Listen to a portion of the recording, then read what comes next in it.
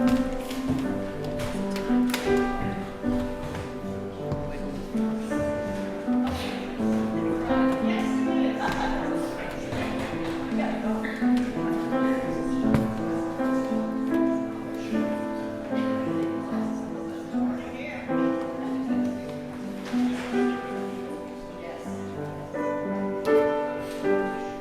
think I could preach upstairs.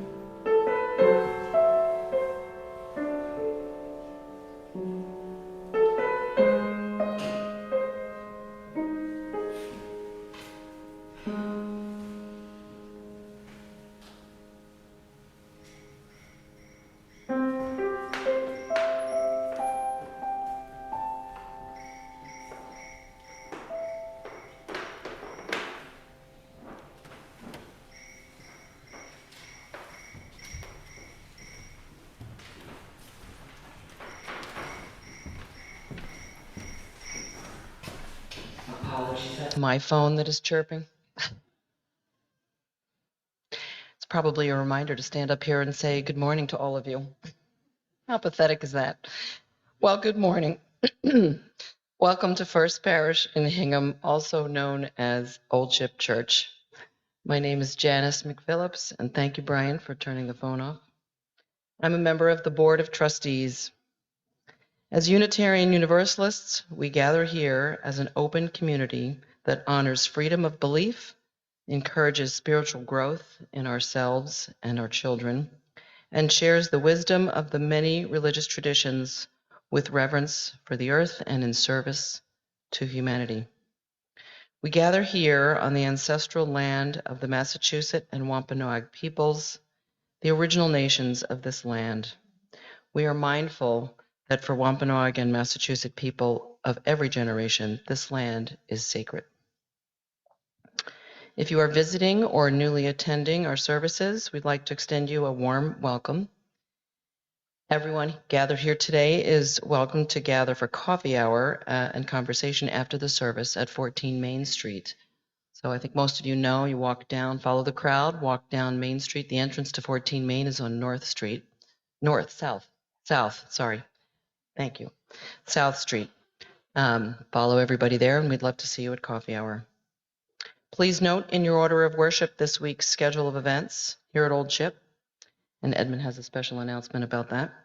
If you have any questions, please stop by our welcome table or see any member of the Board of Trustees. We'd be happy to answer any questions. We are happy you're here with us today. We welcome you to bring all that you are to this congregation, your beliefs and traditions, your identity, your story, and the wisdom of your years. You are welcome here. If you're looking for inspiration, comfort, or connection, we hope that you will find it here. Our morning service will now begin.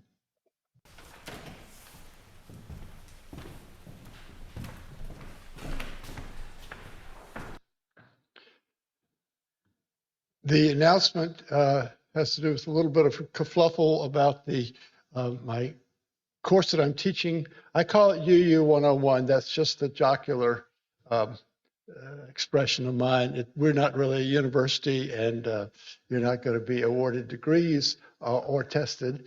It's just about what UUism has been for Unitarians and Universalists and Unitarian Universalists for the last 300 years. So if you're curious about that, come on down to 14 Main at 6 o'clock on Wednesday. No preparation needed. It'll last about an hour and a half.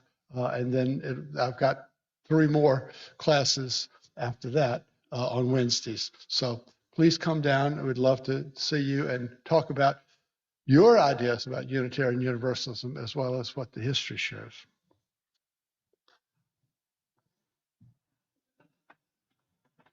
Edmund, what? All right, exactly. There you go. Always leaving out something. So it's also available on Zoom. Just keep in touch with the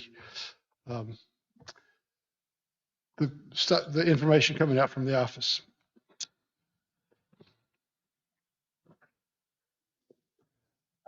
I welcome you with a poem by Dylan Thomas, which I love to read right at this time of year. It's called Especially When the October Wind.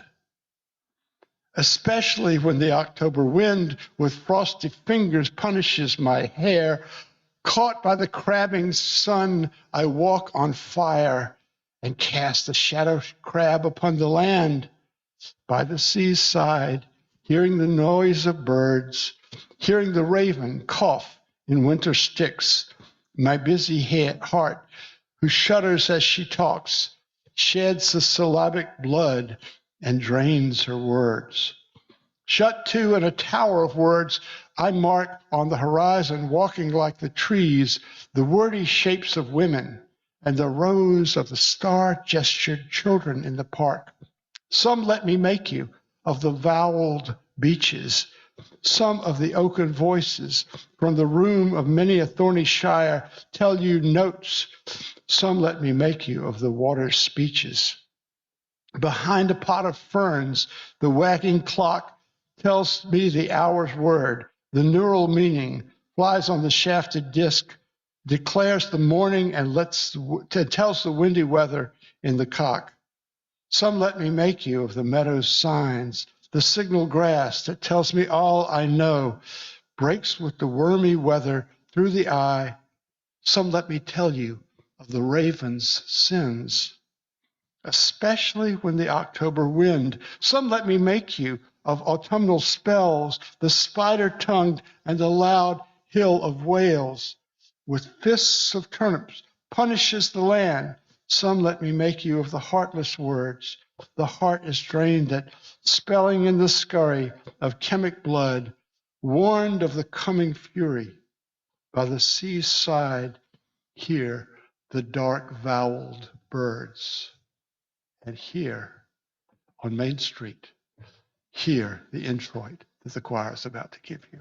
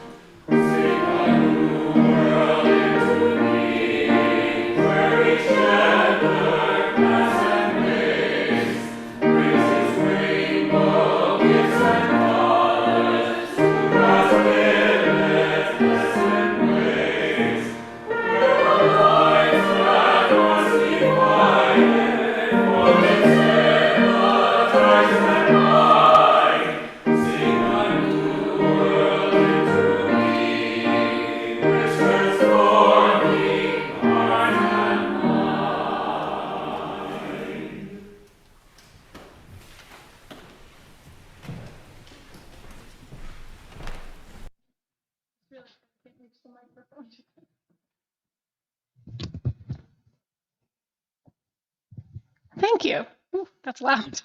Good morning. I'm Heather Nolasco, and my pronouns are they and them. And this morning I'll be sharing our chalice lighting, or I'll be dedicating our chalice lighting to National Coming Out Day. Raise the hands real quick. Who has heard of National Coming Out Day? The perimeter has heard of it. Okay. Wonderful. This is a holiday that has actually been celebrated since October 11th of 1989, which is in 1988, which is 5 years before I was born, for some perspective on the passage of time. Coming Out Day is to celebrate the unique experience of each LGBTQ person. Coming out isn't a one-time event. Contrary to what the name sounds like, it's not one day where every queer person just has like a beacon from your head and you can tell who's queer. Coming out is an experience you have to do your whole life in different situations. Sometimes it's as simple as just correcting an assumption someone's made about you or introducing your partner. But for others, it can be dangerous. It can be deadly to come out and be who you are around people. The very real fear of facing discrimination, bullying, or judgment can cause LGBTQ people to stay in the closet and struggle with anxiety. So the concept of being able to come out is important to our community, not just the queer community, but our community. So I'd like to light this candle today, celebrating those who may come out to you, celebrating the courage of people who can share their life with you and fully be themselves, and to acknowledge the difficulties of coming out for some people.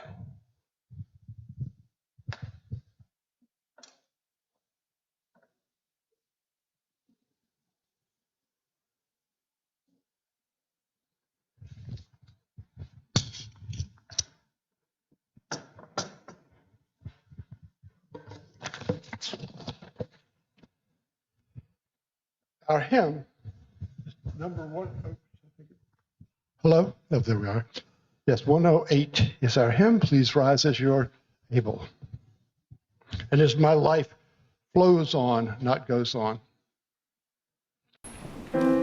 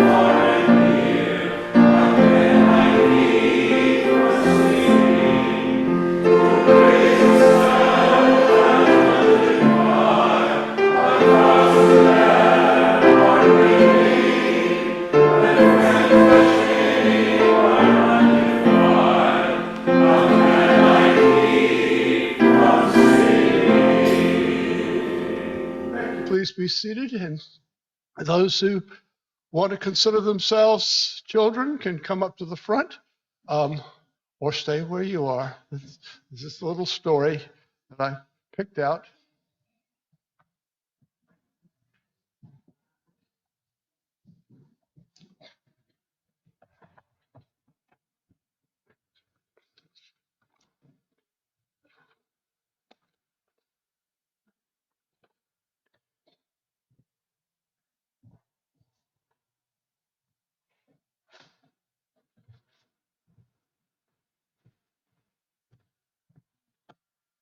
Spoon,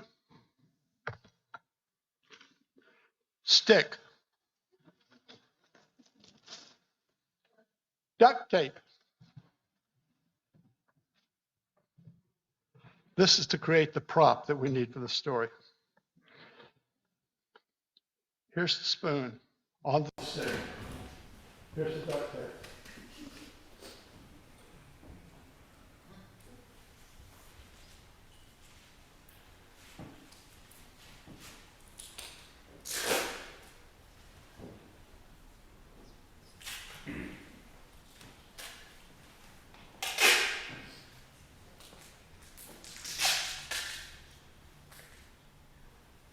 This is the story of the dream of the long spoons.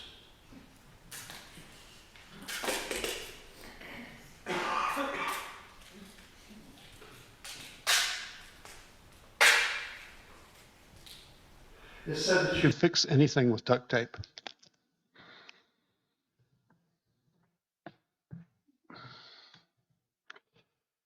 Some people believe that after people die, they go to one of two special places, which are called heaven and hell.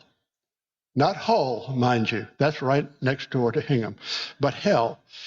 People who believe in this idea say the people who go to heaven go there because they were good during their lifetimes, and the people who go to hell go because they were bad.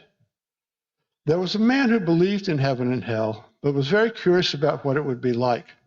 One night in a dream, he visited both places. In hell, he was shown the dining room where all the people were gathered around a table, and they were very hungry. In the middle of the table sat a large, deep bowl of soup. You could tell it was delicious just from the smell. In front of each person at the table was a very long, very large soup spoon. A very long, very large soup spoon. But there were no soup bowls in front of each person, just a large bowl in the middle. The dreamer noticed that no one was eating or drinking the soup, and yet they were all complaining about how hungry they were.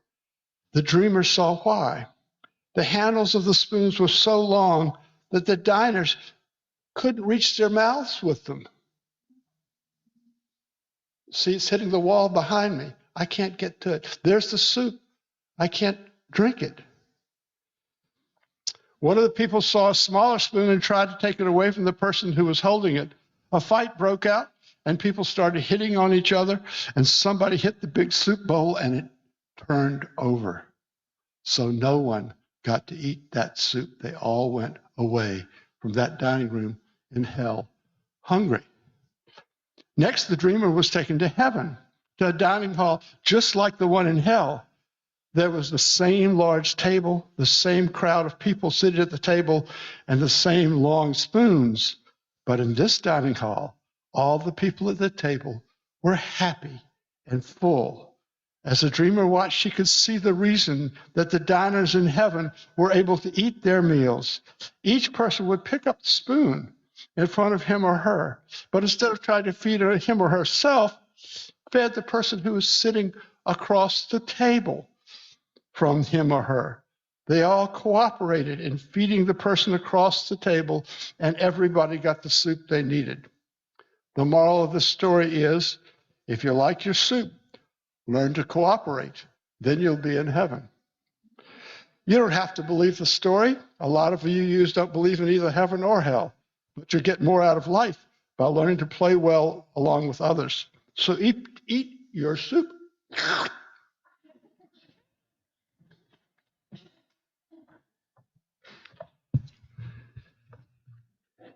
Joys and concerns. Do we have someone to pass the mic around, or shall I do it? I'll light the candles. And Rob will pass the mic. Oh, that's fine. Okay. So who wants to share a joy or concern with us? Oh, good. Okay.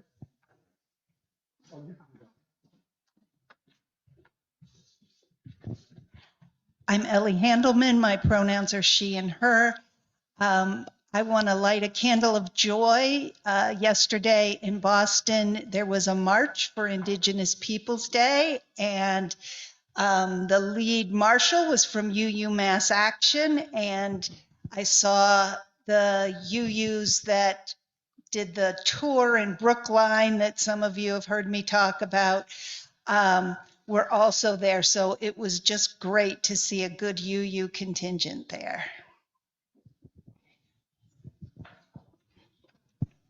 Corey, she, her.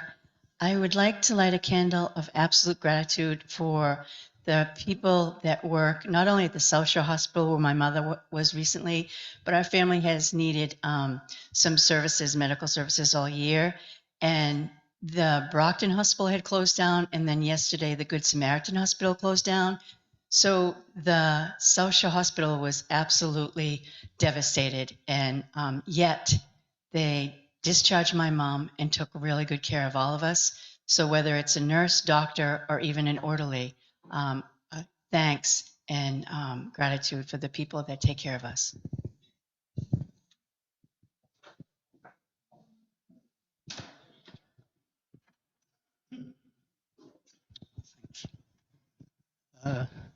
Derek, I guess most people know me.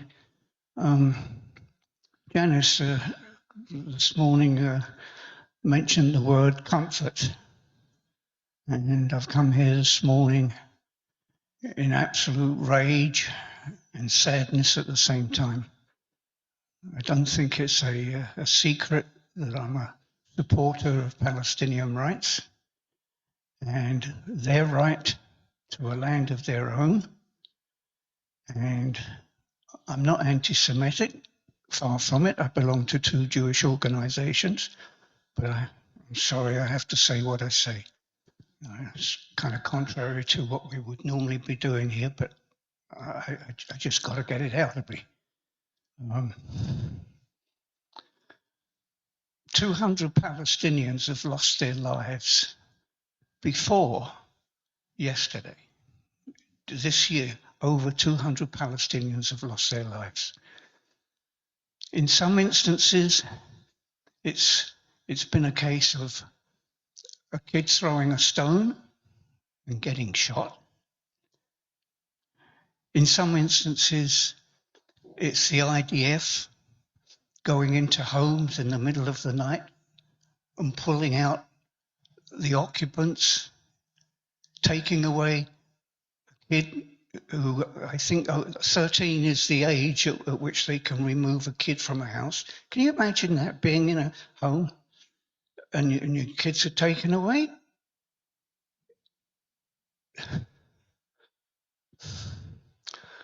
A farmer 2 weeks ago lost 40 olive trees. How? Because the Israelis, they raided his land and have stolen his livelihood. This can't go on. And this is why Hamas, we call them terrorists. In many respects, they're a standing army. Okay, I'm sorry for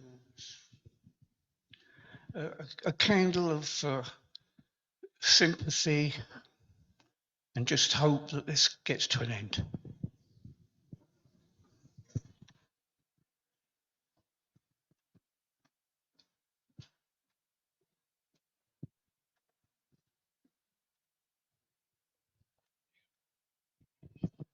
And my name is Mary Lou Hall, and I wanted to light a candle of a remembrance for my oldest boy who died 2 years ago, October 6th, which was Friday.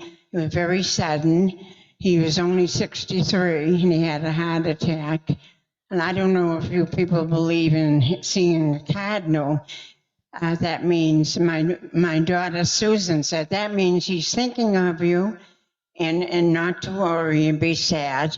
And he's up there with his father and his grandparents and everything. So I see cardinals all the time because my neighbor feeds them. They fly over my house like airplanes or through the yard. And I bought this pocketbook. It has cardinals on it. So I have a cardinal with me all the time. So I guess you can call me superstitious.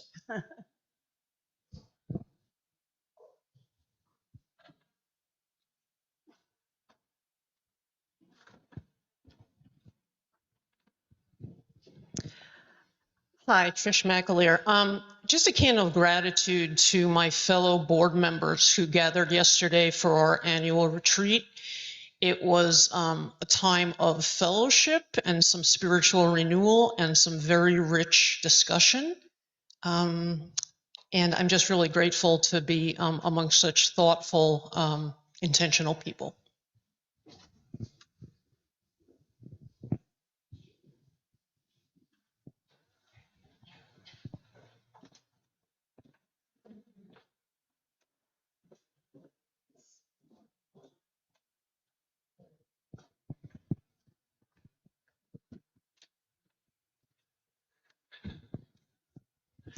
From the Zoom audience, from Karen Schneider, a candle of joy for this beautiful fall day.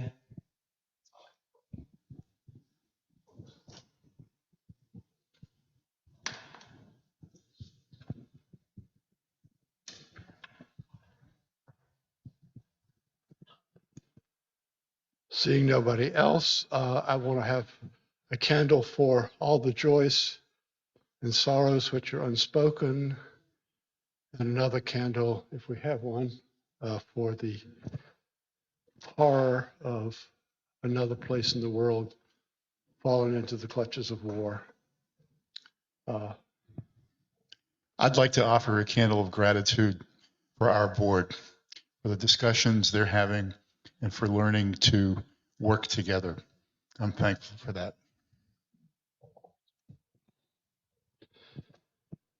Let's take a minute for silent reflection.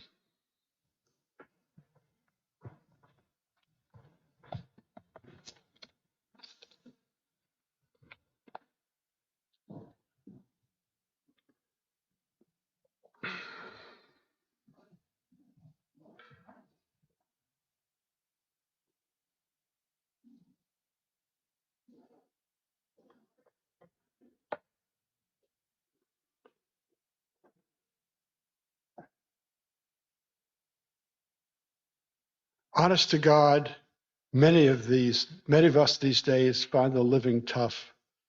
We are powerless to stop the process of aging that will continue through the remainder of our lives. We lose friends and loved ones too frequently. We have not done many of the things we ought to have done, and we have done many of the things we ought not to have done. We pray that we may be forgiven, and we know that part of that bargain is to forgive others who have wronged us. As to wrongs, it is hard to keep up a faith to our fellow humans, when many nations around the world are descending into the fog of war. Fervently, we pray that all present hostilities may be resolved without further bloodshed, and that disagreements between nations may be settled in international tribunals rather than on the battlefield. Let us try to strengthen the forces of peace, to hasten that day when the nations shall beat their swords into plowshares and not lift up arms against other nations. Let us seek to understand the history of our ancestors without ignoring any aspect of it. Let us appreciate the fact that the standards of morality often are seen to advance from age to age, but that the oppressions of the past often have consequences that last into the present. May those of us who today enjoy undeserved privilege because of past oppressions understand the obligation this imposes to try to free everyone from those consequences. May each of us live a life that is worthy of the attention we give it, so that at the end of the life, we may look back on the living with joy and satisfaction. Amen.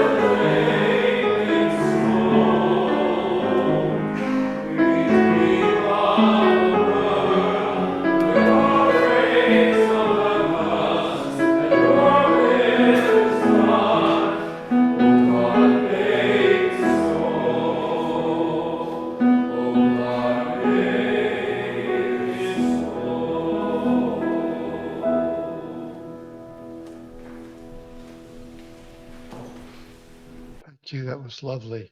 Now our reading.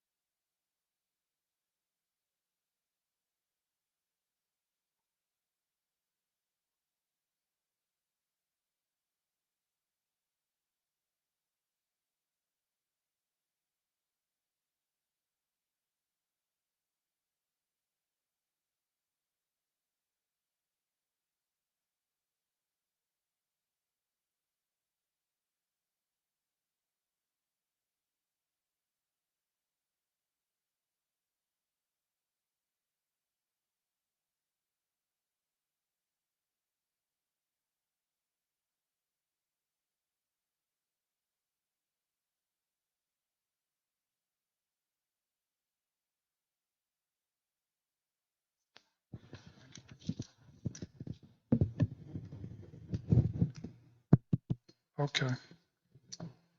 This morning's reading is from Ulysses, written in 1833 by Alfred Lord Tennyson. There lies the port, the vessel puffs her sail. There gloom the dark, broad seas. My mariners' souls that have toiled and wrought and taught with me, that ever with a frolic welcome took the thunder and the sunshine and opposed free hearts, free foreheads. You and I are old. Old age hath yet his honor and his toil. Death closes all, but sometimes the end. Some work of noble note may yet be done, not unbecoming men that strove with gods. The lights begin to twinkle from the rocks. The long day wanes, the slow moon climbs, the deep moans round with many voices. Come, my friends, 'tis not too late to seek a newer world. Push off and sitting well in order smite the sounding furrows, for my purpose holds to sail beyond the sunset and the baths of all the western stars until I die. It may be that the gulfs will wash us down. It may be we shall touch the happy isles and see the great Achilles, whom we knew, though much is taken, much abides, and though we are not now that strength which in old days moved earth and heaven, that which we are, we are. One equal temper of heroic hearts, made weak by time and fate, but strong in will, to strive, to seek, to find, and not to yield. Here ends the reading.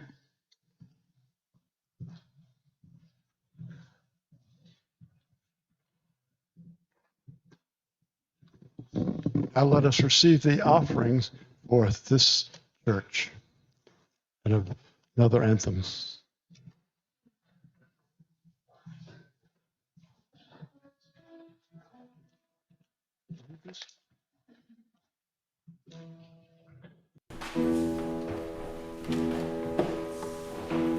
I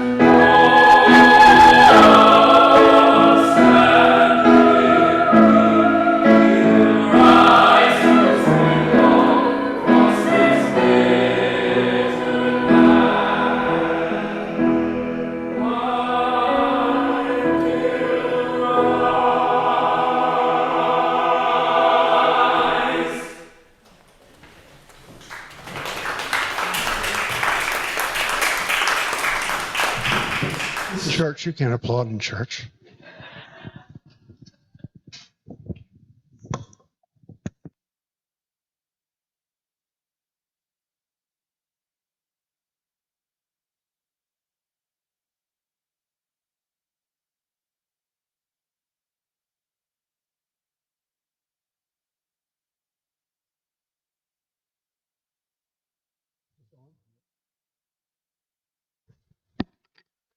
Now is it on? Yes.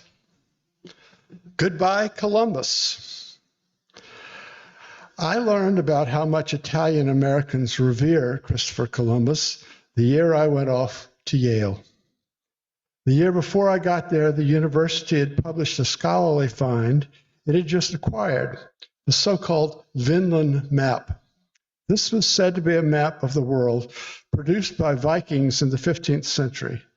It showed Greenland, and off to the west, that is left of Greenland, was another body of land other than Greenland, smaller. But this was, if it was authentic, it had the title Vinland. And Vinland was the name of the settlement that Leif Erikson established on Newfoundland in about 1000. This Vinland wasn't as large as North America. In fact, it was smaller than Greenland. But if it was authentic, it might support an argument that the map proved that the Vikings had discovered North America before the voyage of Columbus in 1492. The Smithsonian Institution had sponsored a scholarly seminar on the map in 1966. New Haven, if you've ever been there, has a large Italian-American community, and there was much outrage about this claim. It came to a head my freshman year at Columbus Day, which has a certain poetic karma. We students were advised to stay in the dorms, keeping out of the streets for our own safety. I remember watching the parade from a fourth-story window. There were no incidents of violence or even ugliness, as I recall, but certainly tensions ran high. Years later, it turned out that the so-called Vinland map was a 20th century forgery. That would seem to eliminate the competition from the Vikings as the discoverers of the continent we live in. But Columbus's reputation has continued to sink in the decades since I was in college. Part of it has to do with this verb discovered, which is Columbus's central claim to fame. You can't discover something if everybody already knows about it.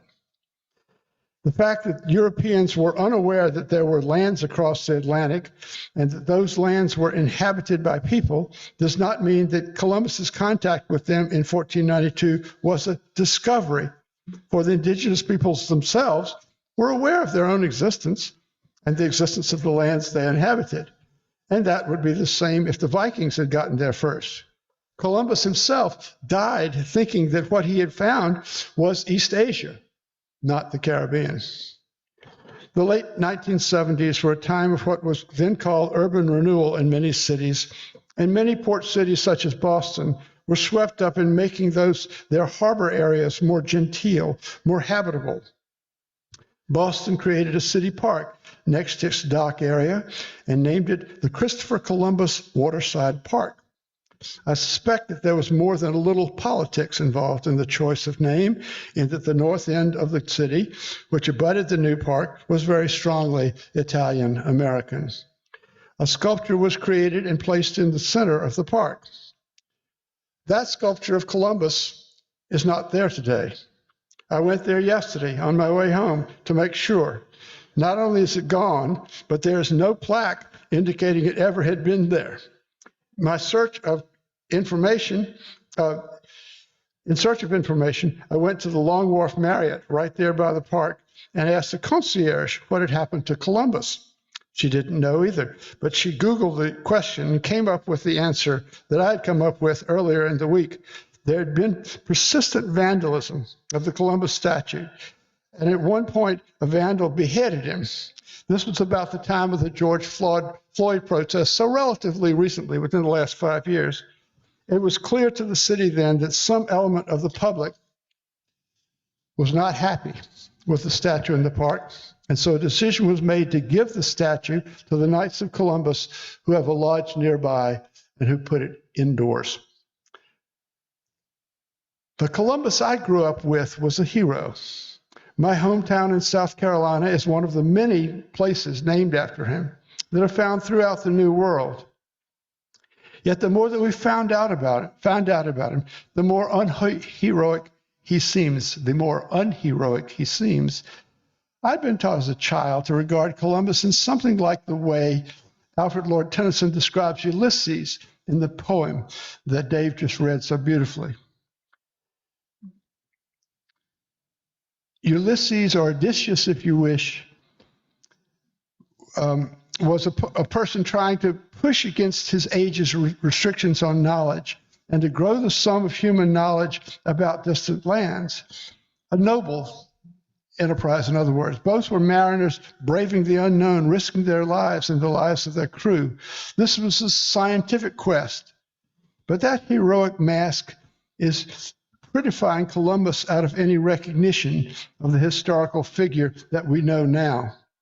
He was not the only one of his age to believe that the world was round. Most scientific thinkers from ancient times had assumed that. Columbus had made a calculation of how big the globe was, and he wanted to test his data out, not to increase the sum of human knowledge, but to make a lot of money in establishing trade routes with East Asia and get the gold that the indigenous peoples were rumored to possess in great quantities. He signed an agreement with the Castilian court, Ferdinand and Isabella, which would give him not only access to a generous proportion of all the riches he could take, but also political dominance over any non-Christian natives he encountered. That word non-Christian is very key here. This was in accordance with a developing doctrine from the Holy See, from the Pope, in Rome, called the doctrine of discovery. One portion of the doctrine divided the portion of the globe being explored between Spain and Portugal. That is why Brazilians today speak Portuguese and the rest of South America speaks Spanish. But the more important and more horrifying clauses allowed the European explorers to do just about anything they wanted with the indigenous inhabitants of the continent, including murder and enslavement, unless those inhabitants would convert to Christianity. So for non-Christians, anything goes. If you convert to Christianity, then they have to work by a different rule. And Columbus opened the door for his successor explorers to do just that. After almost half a millennium, the doctrine of discovery was formally abrogated by Pope Francis just this year, 2022, with his apologies to the indigenous people around the globe who had been enslaved and died under it. Another tale from 3 years ago, I found myself serving the First Church in Boston, like Old Ship, a very old church. A statue of John Winthrop, the founder of the church and of the Puritan settlement which became Boston, was posted right outside the entrance to the modernist building in Back Bay. Many people in the church had been ready to get rid of it, get it off the property. It actually belongs to the city. That movement raised for me the question of how we come to terms with the past. I don't believe that there's one set of moral codes which are unchanging for all times. Rather, I see morality as an evolving thing, like everything else in life. And I think we make a mistake if we uncritically apply the moral standards of today to ages gone past. This is a tendency I've come to call retro-morality. Retro-morality is the way we have of looking at the events of the past through the lens of our present-day concerns. Sort of like, do you remember when there used to be a little warning on the rearview mirrors of cars which told the driver that objects in the mirror were closer than they appeared? Objects in history are sometimes closer than they appear, or at least not subject to distortion. When we look at a figure from the past, our view may be distorted by the lens through which we look. We assume wrongly that people decades or centuries ago thought pretty much as modern humans do. It is the task of the historian to get inside the mind of people of ages past and to be able to say how those minds differ from our modern ones. What I'm calling retro-morality, the imposing of today's moral standards on figures from yesterday, is one of three syndromes that historians sometimes write about: fallacies. The second is called the historian's fallacy. The historian's fallacy is the mistaken assumption that past actors in history had the same foresight that we have now in hindsight. Military historians know what clues the Navy had about military historians know what clues the American Navy had about Japanese capabilities and intentions before the attack on Pearl Harbor. Quote, the historian David Hackett Fisher, who coined that phrase, historian's fallacy, cited the claim that the United States should have anticipated Japan's surprise attack on Pearl Harbor because of the many warning signs that an attack was in the cards. Fisher argues those signs seem obvious only in hindsight. To the World War II military leaders, many of those signs suggested attacks on many positions other than Pearl Harbor. A related problem is called presentism, interpreting the past by means of present-day attitudes. One commentator noted, presentism often fosters moral self-righteousness, employing present-day moral standards to reflect on the founding fathers' ownership of slaves, David Hume's racism, or Gandhi's opposition to modernity and technology, should not be tainted by our stance of temporal condescension. In 2002, Professor Lynn Hunt of UCLA was the president of the American Historical Association, and she gave a presidential address about presentism. She concluded her remarks with these words: presentism admits of no ready solution. It turns out to be very difficult to exit from modernity or our modern Western historical consciousness. But it is possible to remind ourselves of the virtues of maintaining a fruitful tension between present concerns and respects for the past. Both are essential ingredients in good history. The emergence of new concerns in the present invariably reveals aspects of historical experience that have been occluded or forgotten. Respect for the past, with its concomitant humility, curiosity, and even wonder, enables us to see beyond our present-day concerns, backwards and forwards at the same time. We're all caught up in the ripples of time, and we have no idea of where they are headed, unquote. Now, a couple of years ago, I read an engaging book which examines at length the way we deal with the past, Clint Smith's How the Word is Passed. Smith is a poet and a journalist whose writings can often be found in The Atlantic. He is Black and a native of New Orleans, and in the book he sets out to visit sites associated with American slavery, not to see the sites themselves, but to understand how slavery is explained to the tourists who visit the sites. One of the first sites that Clint Smith visits is Thomas Jefferson's Monticello, which was an active plantation in Jefferson's day. The guides there now will freely discuss Jefferson's relationship with his slave and mistress, Sally Hemings, but Jefferson's reputation has definitely slid, either because of his relation with Hemings or just the fact that he owned slaves. We can see Jefferson's fall from grace in our own denomination, much of what is now the Southeast region of the UUA used to be known as the Thomas Jefferson District, not because Jefferson ever set foot in a Unitarian church when he was alive, but because he was friendly with a lot of the Unitarians of his day. He did a very Unitarian thing in cutting up the New Testament to eliminate the element of miracles, and he said in a letter that in the future everyone would be Unitarian. Now, regarding the name of the UU region, there's a powerful argument that a geographical division of a denomination such as our own, committed to the decentering whiteness and embracing diversity, should not be called by the name of a slaveholder. I can feel the force of that argument, and yet I'm not sure that it does justice. Jefferson's sin in owning people and dealing with them as property is deeply offensive to our modern values, but is no more heinous than those of his neighbors throughout Virginia. And the neighbors never wrote the words, "All men are created equal," for the first time in human history.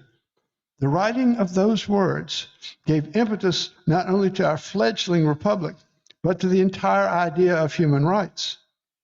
Yes, certainly the words are hypocritical, coming from the pen of Mr. Jefferson. But if he had not written them at the moment he did, the very abolition movement that eventually freed the country from the scourge of slavery, with, of course, a terrible war in between, would have been delayed if it ever started in the first place. It would be so convenient if we could just split Mr. Jefferson in two and give the good half credit for founding the human rights movement and the University of Virginia, and punish the bad one for enslaving people and not freeing them even at his death. Maybe we should have a statue that periodically gets pulled off its pedestal and then put back up. But we can't divide Jefferson that way.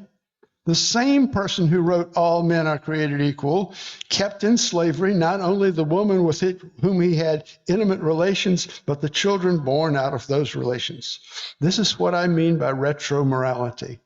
We are horrified by the system of chattel slavery which prevailed in North America for 244 years.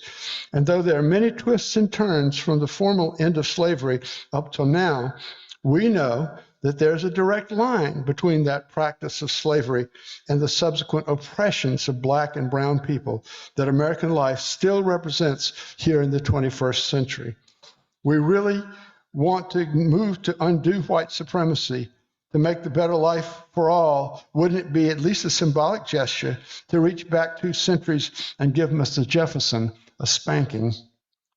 It might have some emotional appeal, but I think what it should do is make us all woke, not only to the injustice of history, but to the ironies, the nuances, the stubborn way that facts have of not exactly fitting our preconceptions of them. There's another chapter in Clint Smith's book that I want to talk about. He visits a cemetery named Blandford outside Petersburg, Virginia. I'd never heard of the place, but a few years after the Civil War, it got chosen as a central repository for the remains of Confederate veterans, and today it has over 30,000 such remains. Clint is in the office of the place when he picks up a brochure and realizes that Blandford Cemetery has been chosen as the site for a rally by the pro-Confederate organization Sons of the Confederacy, and the rally is going to take place in the near future. He makes the decision to show up. This is the only time in the book where Smith encounters people trying to make an active defense of secession and the Confederacy. I thought I knew a lot about far-right groups, but I didn't realize there were still people like this anymore. I grew up in South Carolina, the first state to secede and the location of the first shots of the Civil War. And there was plenty of lost cause rhetoric around at that time. It was common in my childhood for my elders to discourse for hours on why the Civil War was not about slavery, but states' rights. But we know now that those opinions were not driven by a study of history. If you go back to the real history, you find that each seceding state drew up a declaration of its reasons for seceding, and the preservation of slavery was right at the top of the list. No, the mythical claim that the Civil War was not about slavery was not driven by any assessment of the history, but the events of those days in the late 1950s and early 1960s, the freedom rides, the lunch counter sit-ins, the voting rights marches, the I Have a Dream speech, challenges to white supremacy, which were part of the daily politics of the day. What my elders called the Southern way of life, what we would now call white supremacy, was under attack, and a retreat to defense of the Confederacy was the offensive tactic used against it. And it carried with it all of those statues, most of which have now been pulled down. All the lost cause advocates that Smith talked to were bringing retro-morality to this subject. They were looking at the Civil War through the lens of denial that there were problems of justice between the races today. And they projected that back on America of a century and a half before. They thought the Civil War was neat because they could not relate to the past, either present or of which, the past of which it was a symbol. Let me just lift up one interesting aspect of this. Clint Smith spent an afternoon at Blandford Cemetery with people who seriously countered that the Civil War was contended that the Civil War was not about slavery. Then Clint looked back into the history books about the battle that started on that land, which is called the Battle of the Crater. That battle was Robert E. Lee at the head of the Confederate forces, was the first time that the Confederates had faced Union regiments employing black soldiers. And the Southerners were furious. If the Union Army could actually get black soldiers to fight, all the racist myths that the Southerners had been telling themselves were lies. They reacted in fury. As Clint Smith described it, it was as if Lincoln was unleashing on the Southerners a massive slave revolt. The Confederate forces killed all the black prisoners that they caught in that battle.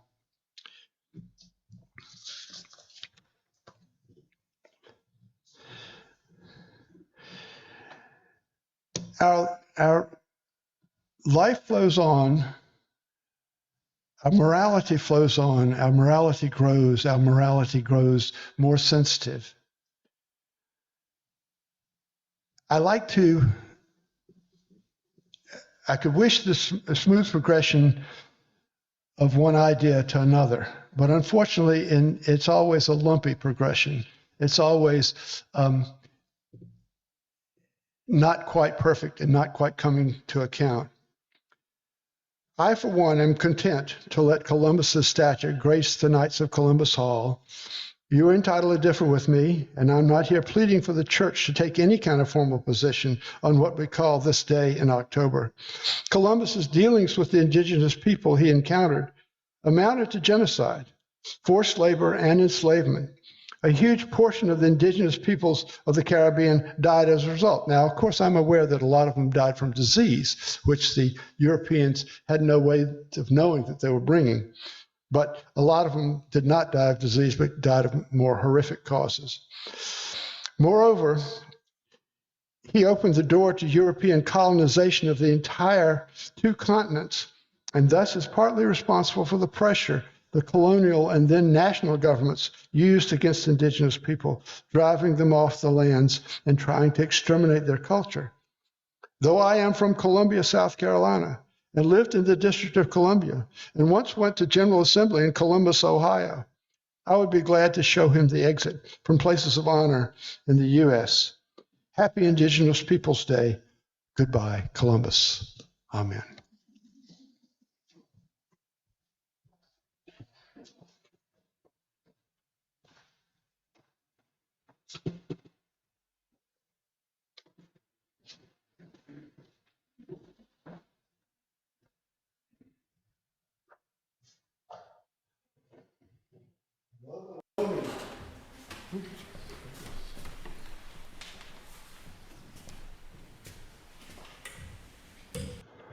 Though below me I feel no motion, I'm on the blue boat home. It's one of our favorite hymns. It's in your book, the Teal book at 1064. Let's sing it.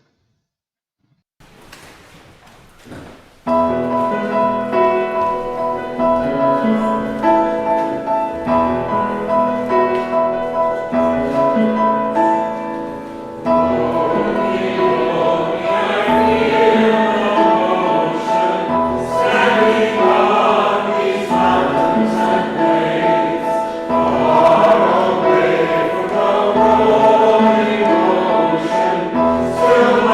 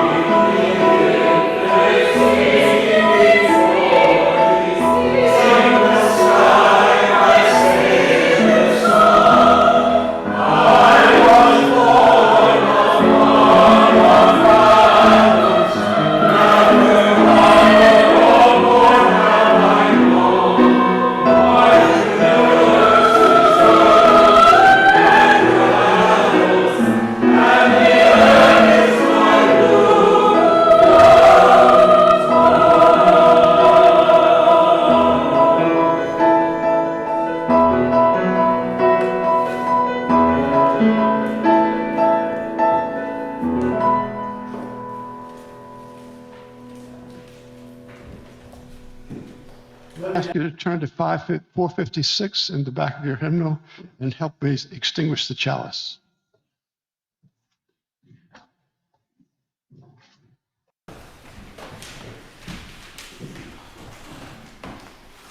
We extinguish this flame, and not the light of truth, the warmth of community, or the fire of commitment. These we carry in our hearts until we are together.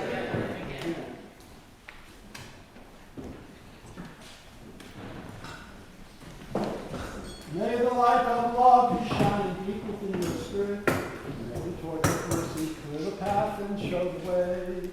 May the horn of plenty sound so Everyone can hear it. May the light of love be with you every day. Amen. Blessed be.